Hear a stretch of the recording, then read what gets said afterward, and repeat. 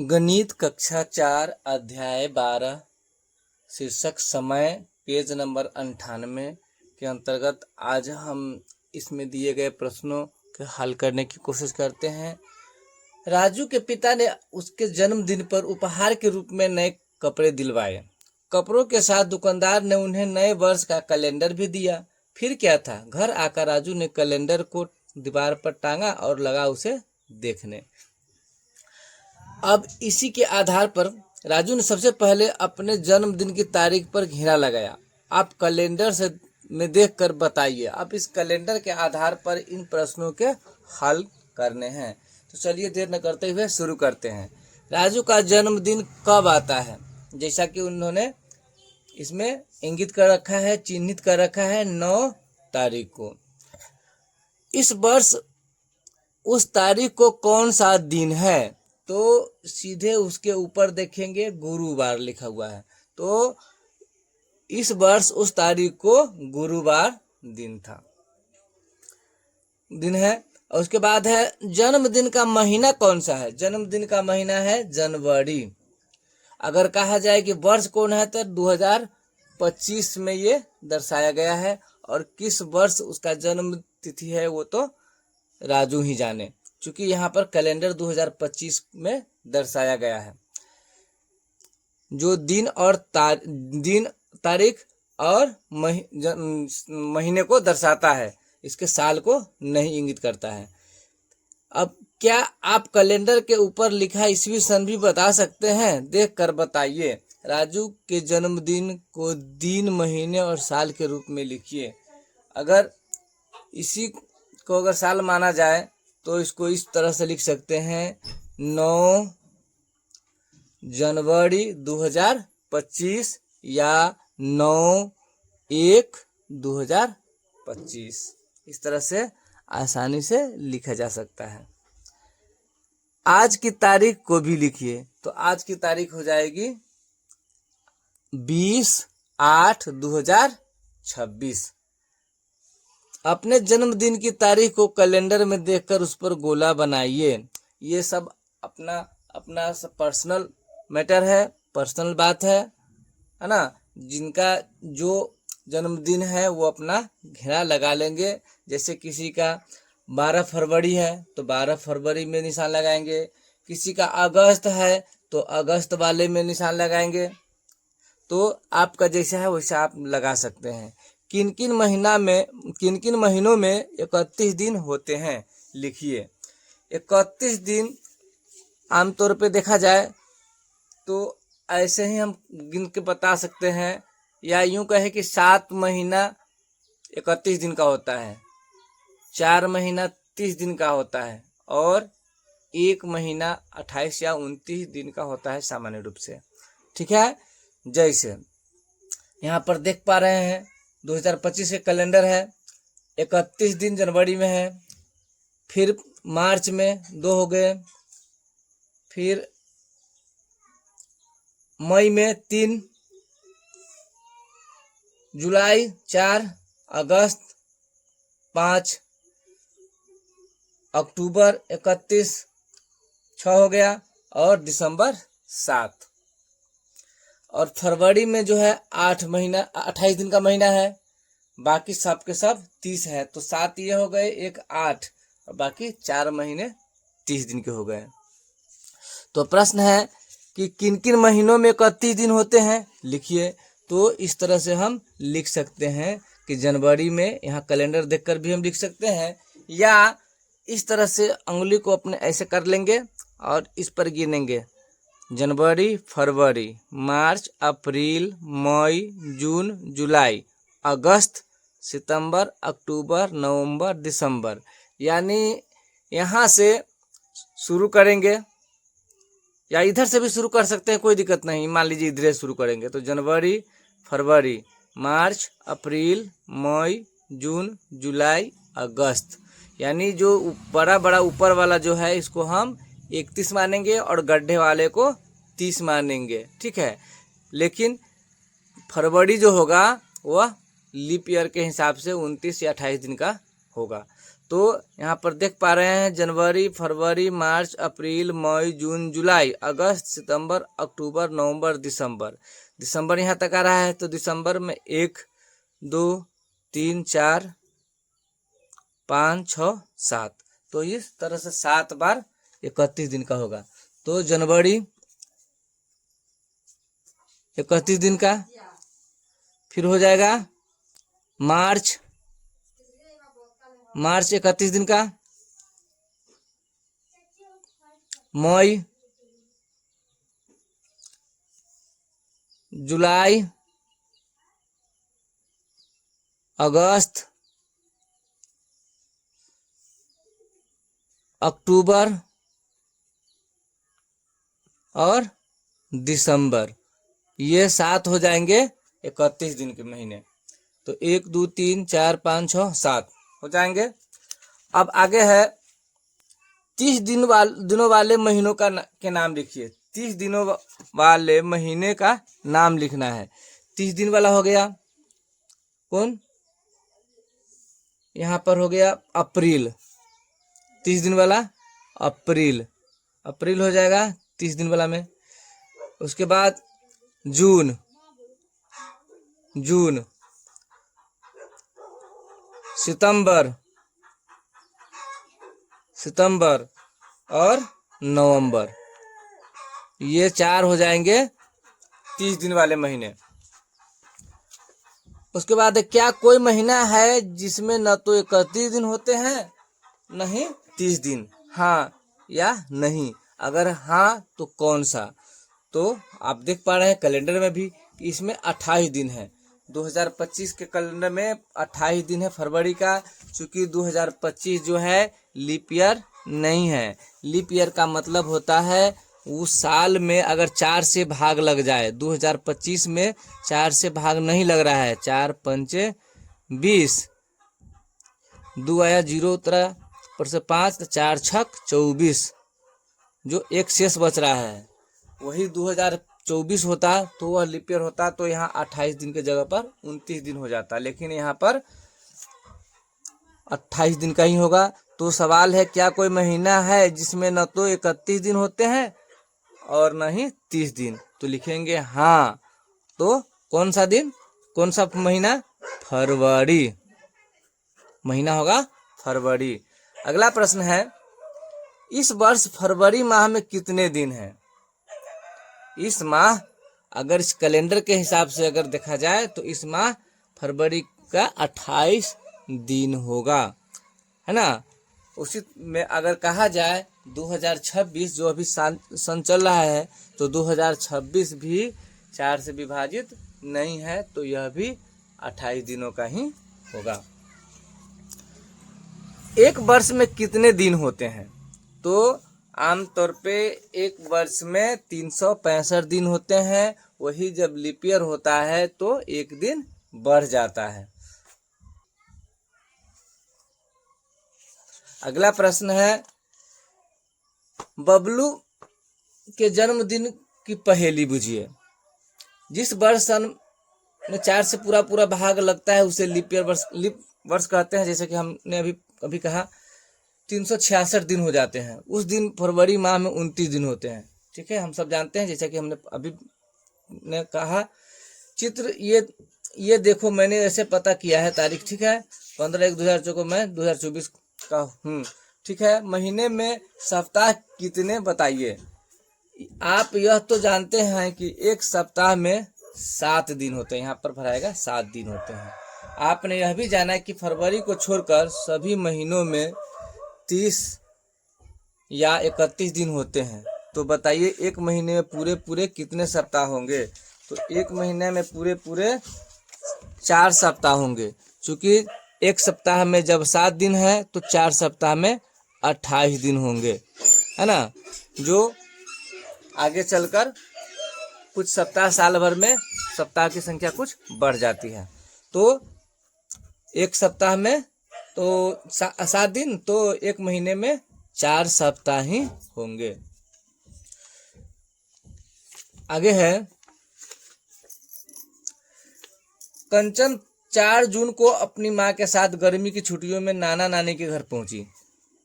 उसकी छुट्टियां 5 जून 2025 से 27 जून 2025 तक है। क्या आप बता सकते हैं इस बार कंचन की गर्मी की छुट्टियां कितने दिनों की है? आइए पता लगाएं। पहले देखिए जून के महीने में कुल कितने दिन हैं। पहले देखेंगे कि जून के महीने में कुल कितने दिन हैं। ध्यान रहे 5 तारीख को भी गिनना है, चूंकि उस दिन से ही छुट्टियां शुरू है। तो छुट्टियों की कुल दिन 5 तारीख से 27 तारीख तक हो जाएंगे। 5 तारीख से 27 तारीख तक हो जाएंगे। 27 घटाओ 5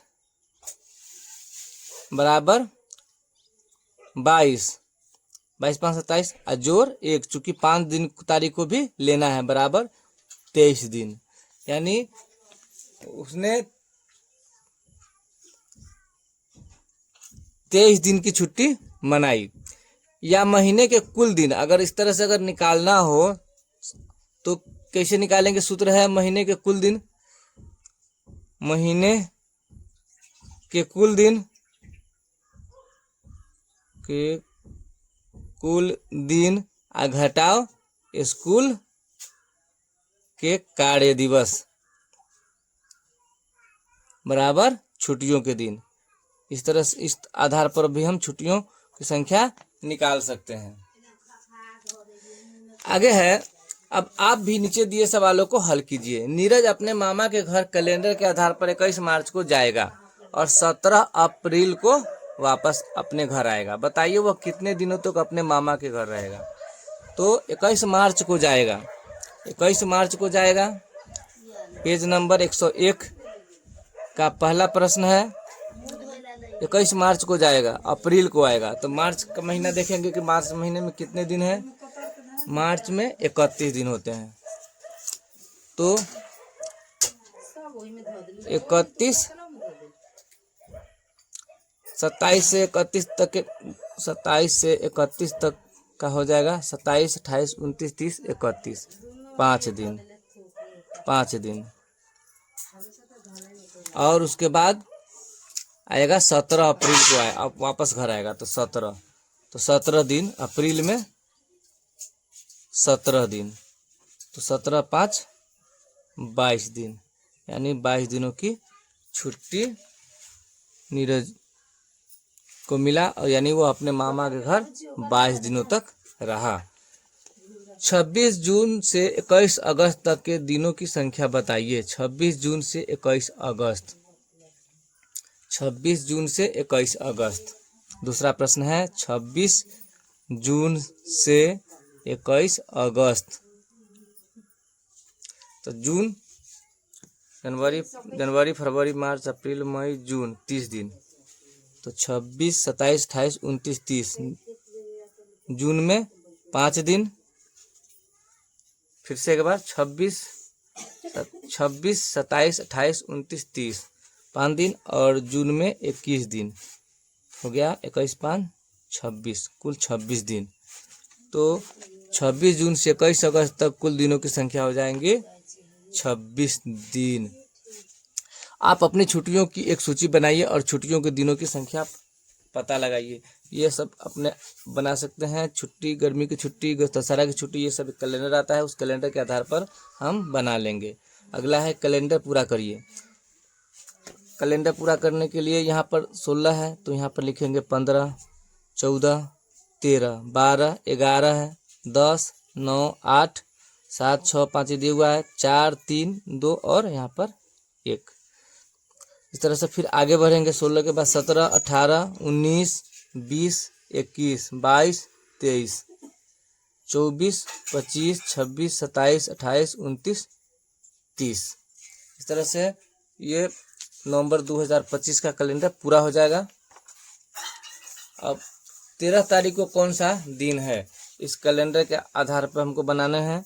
13 तारीख, तो 12 यहाँ पर हो जाएगा 13 तारीख को लिखेंगे गुरुवार। 13 तारीख को गुरुवार। दूसरे शनिवार को कौन सी तारीख होगी?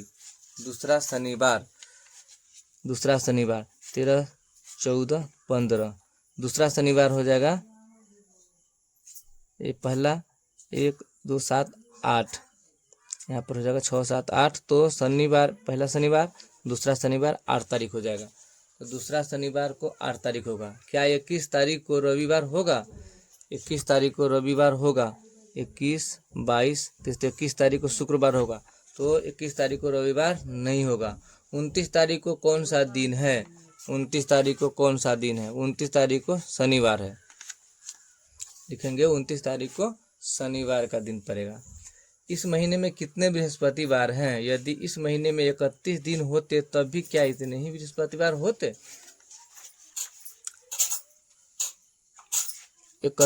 इस महीने में कितने बृहस्पतिवार हैं? गुरुवार। तो 1, 2, 3, 4 बृहस्पतिवार है। इस महीने में 4 बृहस्पतिवार हैं। यदि 31 दिन का होता तो भी यहाँ पर रविवार है तो यहाँ पर सोमवार हो जाता, फिर भी 4 ही, 1, 2, 3, 4 ही बृहस्पतिवार होता। कैलेंडर में देखिए और बताइए, जनवरी माह का पहला व दूसरा दिन कौन सा है? कैलेंडर के हिसाब से जनवरी महीने का पहला और दूसरा दिन कौन सा है? तो पहला जनवरी का पहला और दूसरा दिन है, पहला दिन है बुधवार और दूसरा दिन है गुरुवार। तो लिखेंगे पहला दिन बुधवार और दूसरा दिन गुरुवार। अगला है मार्च, अप्रैल व मई महीनों के पहले व दूसरे दिन को देखकर पता कीजिए कि वे एक महीने में कितनी बार आते हैं। मार्च, अप्रैल व मई महीने के पहले व दूसरे दिन। तो चलिए पहले हम देखते हैं मार्च महीना में। मार्च महीना पेज नंबर 102 का है। मार्च महीने में पहले व दूसरा दिन। मार्च महीना में पहला दिन है रविवार। पहला दिन, महीने का पहला दिन शनिवार है, शनिवार। तो 1, 2, 3, 4, 5 बार आया है। पहला दिन 5 बार आया है, 5 बार। मार्च में पहला दिन 5 बार। दूसरा दिन देखते हैं। दूसरा दिन ये है रविवार है। पहला दिन शनिवार, दूसरा दिन रविवार। तो ये फिर रविवार फिर कितने बार आया है? 1, 2, 3, 4 बार। रविवार आया है 4 बार। उसी तरह से अप्रैल महीना में, अब अप्रैल में देखेंगे। अप्रैल में पहला दिन कितना आया? पहला दिन है मंगल। तो 1, 2, 3, 4, 5 बार आया है, 5 बार आया है। और दूसरा दिन बुधवार है। तो 1, 2, 3, 4, 5 बार आया है। ये भी 5 बार आया है। दूसरा दिन भी 5 बार और पहला दिन भी 5 बार। इसमें पहला दिन 5 बार, दूसरा दिन 4 बार आया है। अब मार्च अप्रैल हो गया। मई महीना में, अब मई महीना में निकालेंगे। मई, तो मई वाले कैलेंडर को देखेंगे। मई में पहला दिन है गुरुवार। तो 1, 2, 3, 4, 5 बार आया है, 5 बार आया है। और दूसरा दिन है 2 तारीख है।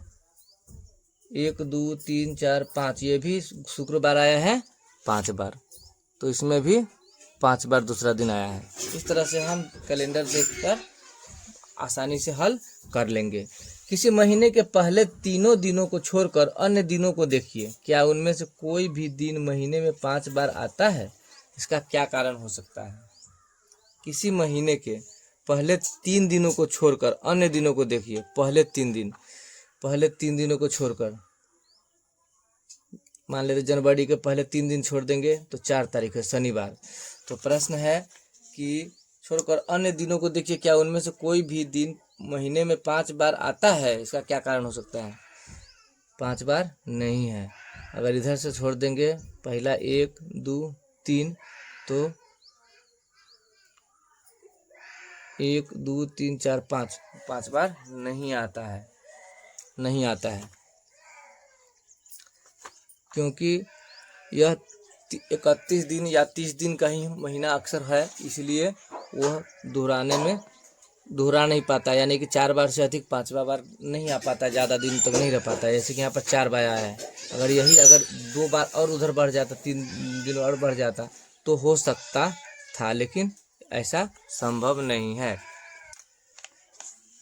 अगला है, क्या महीने में कोई ऐसा दिन भी है जो केवल 3 बार आता है? पता लगाकर कारण ढूंढिए। तो कैलेंडर में इस तरह से हम देखेंगे, कहीं भी कोई ऐसा दिन नहीं है जो 3 बार आया है। 4 बार से कम किसी में नहीं आया हुआ है, देख पा रहे हैं हम सब। 4 बार से कम किसी में नहीं है। तो हम लिख सकते हैं कि महीने में कोई ऐसा दिन नहीं है जो 3 ही बार आए, कम से कम 4 बार जरूर आता है।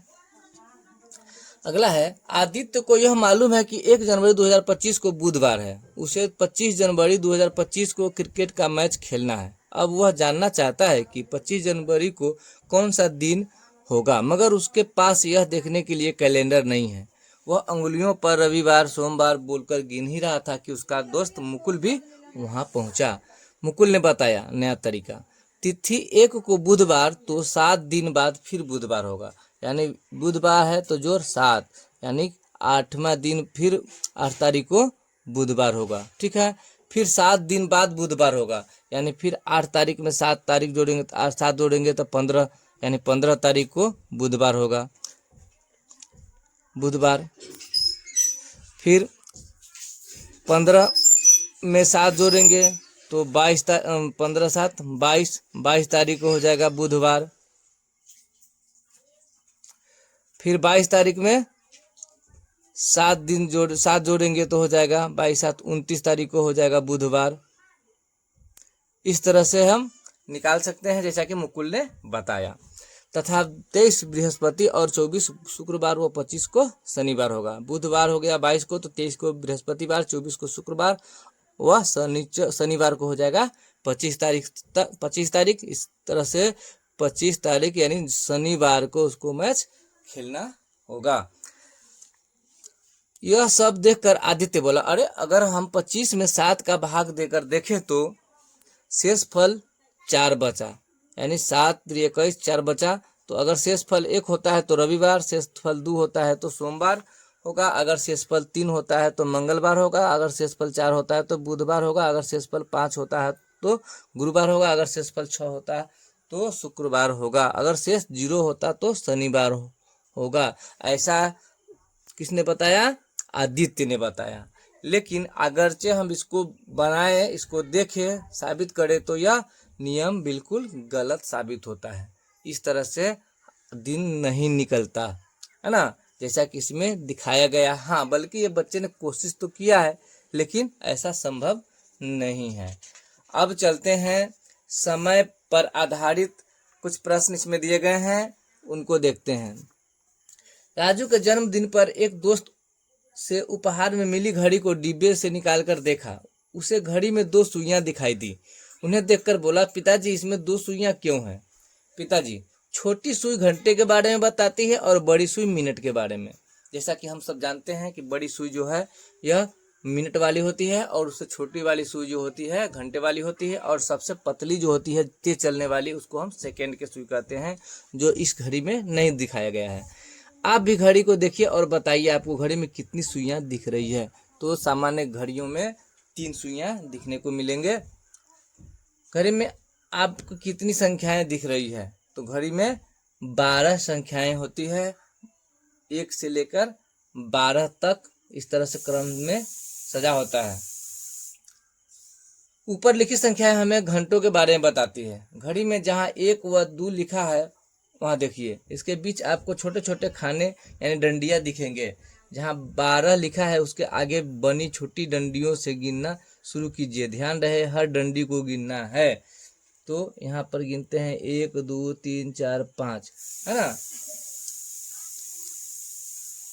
गिनना 1 तक पहुंचने तक अपने कितनी डंडियां गिने? तो यहाँ तक गिनने में 5, यानी 1 2 3 4 5, और यानी हर बीच में 5 का फासला होता है। 2 तक पहुंचने तक कितनी डंडियां गिनी? 5। इसी प्रकार आप जब गिनते हुए वापस 12 तक पहुंचे तब तक आपने एक एक डंडी को गिनते हुए कहाँ तक गिनती पूरी की, तो 1 से लेकर 12 तक गणने में 60 डंडियां को पूरा करना होता है। तो मिनट की सुई, बड़ी सुई जब 12 से शुरू होकर वापस 12 तक 60 डंडियों से होकर गुजरती है तब 1 घंटा पूरा होता है। यानी 1 डंडी बराबर 1 मिनट, अतः 1 घंटा बराबर 60 मिनट। 1 डंडी बराबर 1 मिनट, तो प्रत्येक डंडी को मिलाकर तो 1 घंटा हो गया 60 मिनट। यानी कि 1 घंटा होता है, 1 घंटा बराबर 60 मिनट, है ना। और 1 मिनट बराबर 60 सेकेंड, हम सब जानते हैं। इस घड़ी में घंटे की सुई छोटी सुई का तीर किस संख्या की तरफ है? छोटी सुई 1 और 2 के बीच में है। मिनट की सुई, बड़ी सुई का तीर किस संख्या की तरफ है?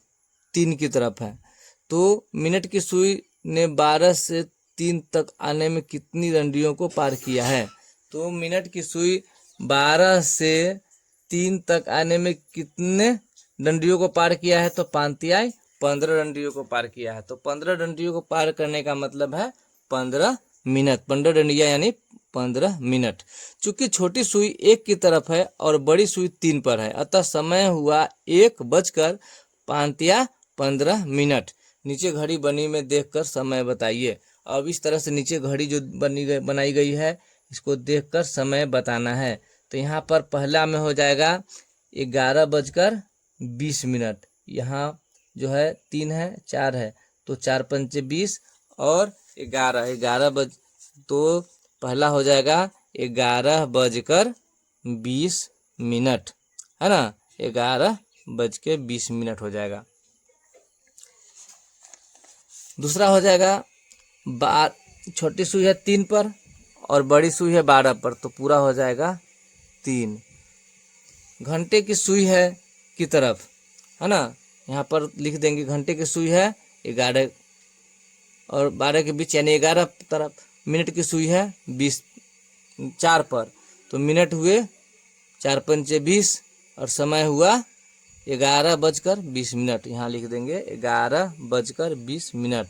इसमें घंटे की सुई 3 पर है, मिनट की सुई 12 पर है, तो मिनट हुए 0 और समय 3:0। यहाँ ऐसे लिख देंगे। आगे है घंटे की सुई है की तरफ, 2 की तरफ है, और घंटे की सुई 7 की तरफ है। यहाँ पर लिखेंगे 7 की तरफ।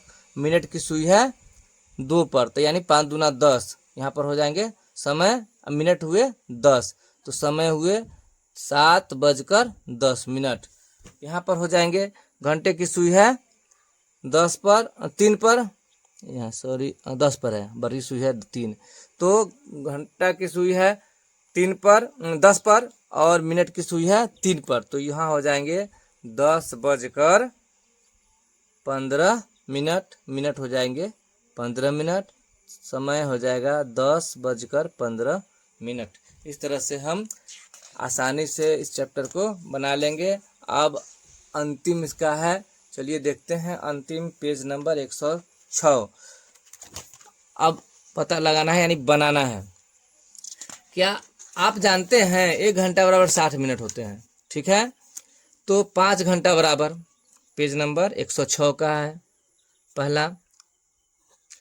5 घंटा बराबर मिनट में बदलना है, तो 5 घंटा हो जाएगा 1 घंटा बराबर 60 मिनट, तो 5 घंटा हो जाएगा 60 गुने 5 यानी 60 पंचे 300 मिनट। मिनट में बदलना है यानी कि घंटा को मिनट में बदलना है। दूसरा हो जाएगा 2 घंटा बराबर हो जाएगा 2 गुने 60 बराबर 120 मिनट। यहाँ तीसरा है 7 घंटा बराबर हो जाएगा 7 घंटा बराबर 7 गुने 60, 6 7 42 यानी 420 मिनट। उसी तरह से चौथा है 3 घंटा बराबर 3 गुने 60 यानी 180 मिनट। चौथा है चौथा तो हो गया। पांचवा है 1 घंटा 20 मिनट। 1 घंटा 20 मिनट बराबर हो जाएगा 60 जोड़ 20 यानी 80 मिनट। 1 घंटा 40 मिनट छठा। 1 घंटा यानी कि 60, 1 घंटा यानी 60 जोड़ 40 यानी 100 मिनट। इस तरह से हम आसानी से बना लेंगे। 3 घंटा 4 मिनट। 3 घंटा 4 मिनट का मतलब हो जाएगा सातवां में 3 घंटा यानी कि 6 3 18 यानी 180 जोड़ 4 यानी 184 मिनट। आठवां सवाल है 3 घंटा 56 मिनट। 3 घंटा का मतलब 3 गुने 60 यानी 180 जोड़ 56। तो 6 के 6 8 5 13 1 1 2 यानी 236 मिनट। अब है नीचे दिए गए मिनटों को घंटों में बदलिए। अभी तो हमने घंटा को मिनट में बदलना सीखे। अब हम सीखेंगे कि घंटा को मिनट में कैसे बदलते हैं। पहला प्रश्न है 70 मिनट को हम बदलेंगे घंटा में तो कितना हो जाएगा 60 मिनट। 70 में 60 घटा देंगे तो 1 घंटा हो जाएगा। और 10 मिनट 70 घटाओ 60 तो 1 घंटा हो जाएगा। और 60 घटाएंगे मतलब कि 60 मिनट का होता है तो 1 घंटा हो गया। अब बचा 10 तो 1 घंटा 10 मिनट। हम इस तरह से आसानी से लिख सकते हैं। यानी इसको हम 60 और 10 70 60 मिनट और 10 70 मिनट कहते सकते हैं। तो 60 मिनट बराबर 1 घंटा और 10 मिनट अलग हो जाएगा। उसी तरह से दूसरा हो जाएगा 100 मिनट। 100 मिनट में क्या है 1 घंटा यानी कि 60 है। इसको हम जोड़ सकते हैं 60 और जोड़ 40 मिनट यानी कि 60 मिनट यानी 1 घंटा 40 मिनट। इस तरह से हम बना सकते हैं अलग अलग करके। उसी तरह से 180 मिनट। तीसरा सवाल है 180 मिनट। 180 मिनट का मतलब हुआ 180 में 3 से अगर भाग करेंगे 60 से भाग करेंगे तो 6 3 18 यानी 3 घंटा आ जाएगा, है ना। यानी कि 60 3 बार करने पर जोड़ने पर 180 होता है। तो 180 मिनट बराबर 3 घंटा हो जाएगा। चौथा प्रश्न है 120 मिनट। 120 मिनट 120 मिनट यानी 60 से अगर भाग करेंगे 120 में तो 60 दूना 120 यानी 2 घंटा हो जाएगा। पांचवा प्रश्न है 300 मिनट। 300 मिनट 300 मिनट को हम भाग कर देंगे 60 से 6 5 30 यानी 5 घंटा। 300 मिनट बराबर 5 घंटा। वहीं पर अगर छठा प्रश्न है 135 मिनट है। 135 मिनट तो 135 में हम भाग करेंगे 60 से तो क्या होगा 60 दूना 120 120 2 घंटा बच गया 20 15 35 तो 2 घंटा 15 मिनट। इस तरह से भी हम आसानी से निकाल सकते हैं, है ना। सातवां और आज का अंतिम प्रश्न है 145 मिनट। 145 मिनट को घंटा में बदलना है। तो 145 मिनट यानी 145 बटे 60 तो 60 दूना 120 यानी 2 घंटा। अब बच गया 25 यानी शेष आया 25 तो 25 जो शेष बचा वो हो गया मिनट में।